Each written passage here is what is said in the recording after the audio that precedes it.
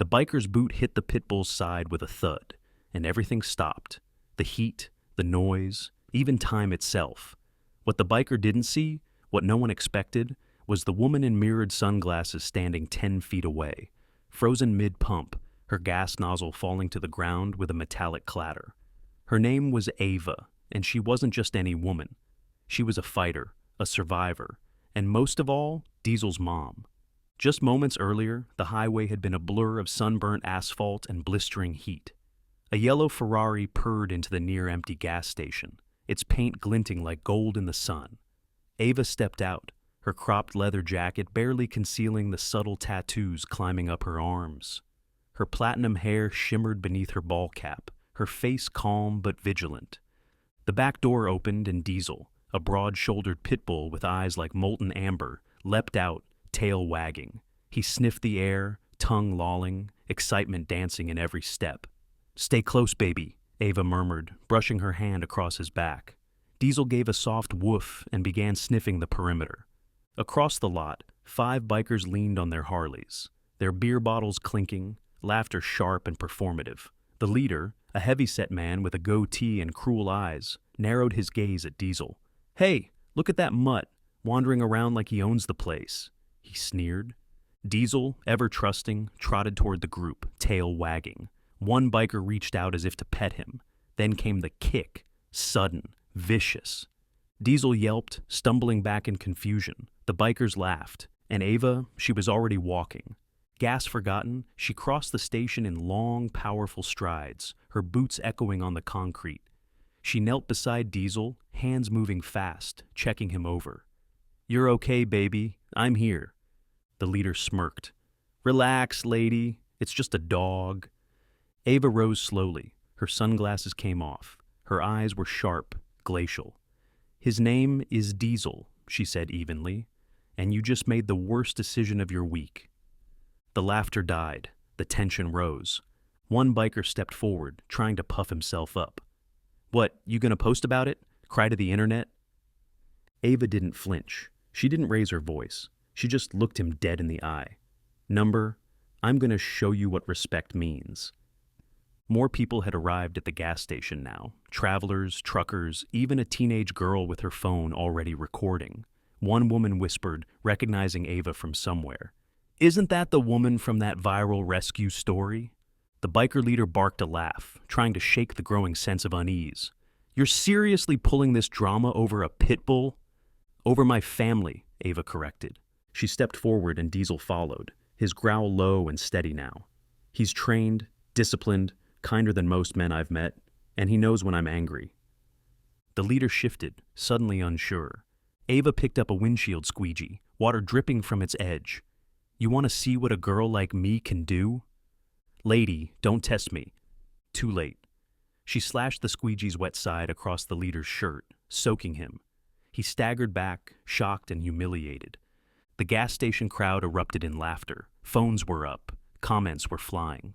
Diesel barked once, sharp and authoritative. The leader tried to regain control, growling, "You think this is over?" Ava took one step closer. "If it's not, I promise you, you'll regret it." And then came the sound. Sirens. Someone had already called the cops. The leader's face dropped as 2 squad cars pulled in, lights flashing. Officers stepped out, hands resting on holsters, scanning the tense scene.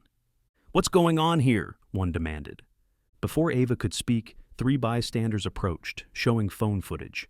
Clear evidence, the kick, the taunts, Ava's composed response. The officers reviewed the clips.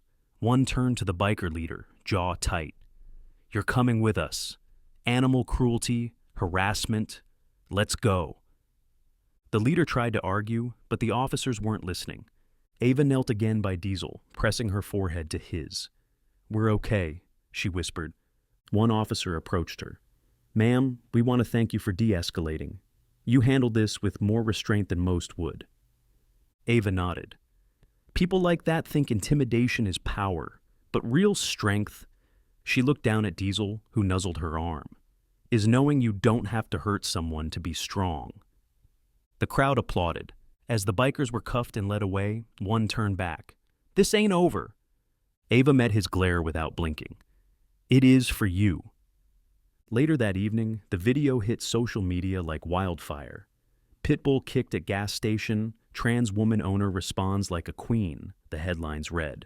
Support poured in, Diesel's followers skyrocketed. Ava's DMs filled with messages of admiration and love.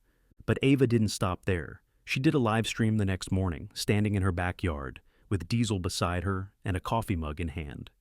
I want to talk about something bigger than just what happened, she said, voice calm and firm. A lot of people think standing up for yourself has to mean violence, that it means yelling louder than the next guy. But that's not true. What I did yesterday, that was boundaries. That was protecting love. Comments streamed in as she spoke, people calling her brave, strong, inspirational. Being a trans woman, having a pit bull, those are two things that get judged before you ever say a word. But here's the truth. I'm not here to be liked. I'm here to live fully. And Diesel, he's my family. So if you're out there thinking you can step on someone smaller, think again. She smiled, holding Diesel close. We'll be here, living, loving, protecting each other.